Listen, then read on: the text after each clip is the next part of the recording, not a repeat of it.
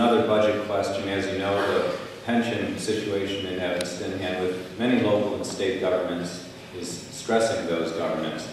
Understanding that Evanston, and particularly the mayor of Evanston, cannot change state law, are there any changes to our pension structure that you would support legislatively or in concert with our legislative team, such as a move to a two-tier system or getting away from the traditional pension structure and towards a more 401k, such as is more common in private industry?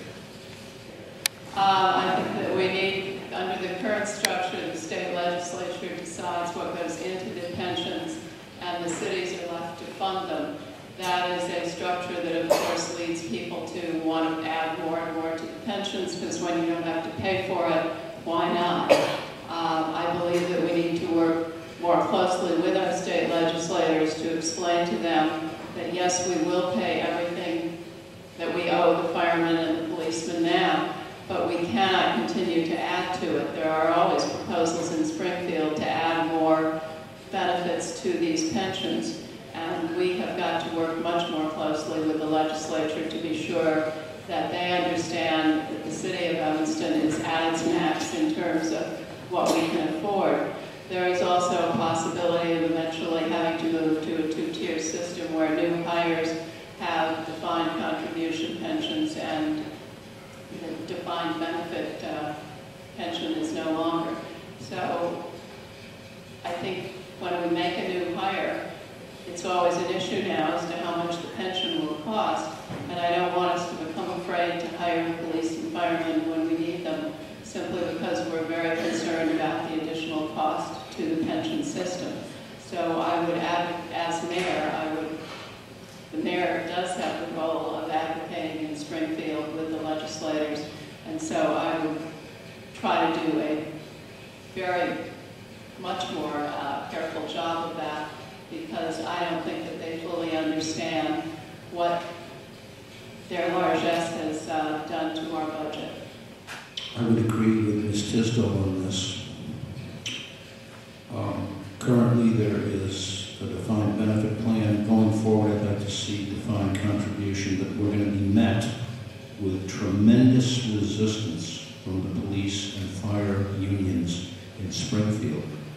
We are saddled currently with this very onerous burden, not unlike the auto industry.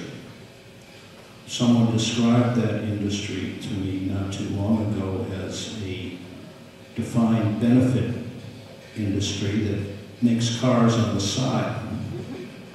Well, we're going to have to deal with it, and it's going to be very difficult. But it's something that I think we should tackle. In the meantime, of course, we have to meet our obligation and pay what is necessary to fulfill that obligation by 2033. And that's a considerable amount of money. Well, I agree with much of what both Stuart and Liz have said. We have an obligation to pay the police and fire pension funds, and in part, it's our own fault that we're in the situation we are. Where 15 years ago, when city councils were concerned about raising our property taxes and chose, one of the options was not completely fund the pension fund.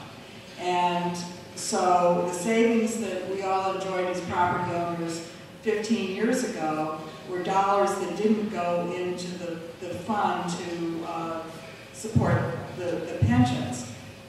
Moving forward, now that we have recognized that this is a problem and that we have an obligation to fulfill the pensions, we have to move forward. And while I would hope that I think that the legislative initiatives are really important, and there are many other communities all over the state facing the same sorts of challenges, we need to be realistic about, we have that is part of our obligation, and we're going to have to figure out how to put that debt service and incorporate it into our overall property tax structure. So, that very likely, may mean that we have to make sacrifices now because of the benefit we had.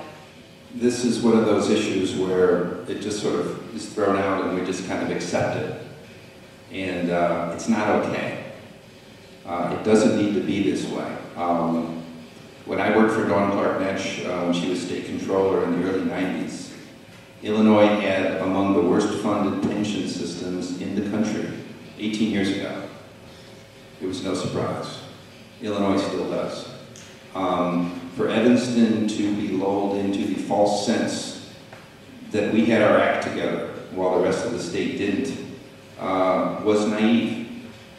I think we need to apply a great deal of skepticism to our financial numbers now. And I know enough about finance to be dangerous, but we will have to bring in experts to really look at things to make sure we're doing things right. But I think the citizens have a right to be angry about this because it changes everything. It's $140 billion that could go for anything your imagination could offer up that you'd like to see in Evanston. But we messed up. That said, we can't go bankrupt as a result. So we'll have to find a way to deal with it. But again, when a topic like this comes up and we have this huge financial obligation and I don't hear ideas about how we're going to grow our way out of this and pay for it. And again, the city council, and I would commend them for creating a political compromise that has the hope of generating a lot of income to help address a problem like this. So again, we could talk about changing rules in Springfield, and that needs to happen, but we also got to figure out how to pay for it now. And we essentially have something in front of us that can do that. We should be thankful.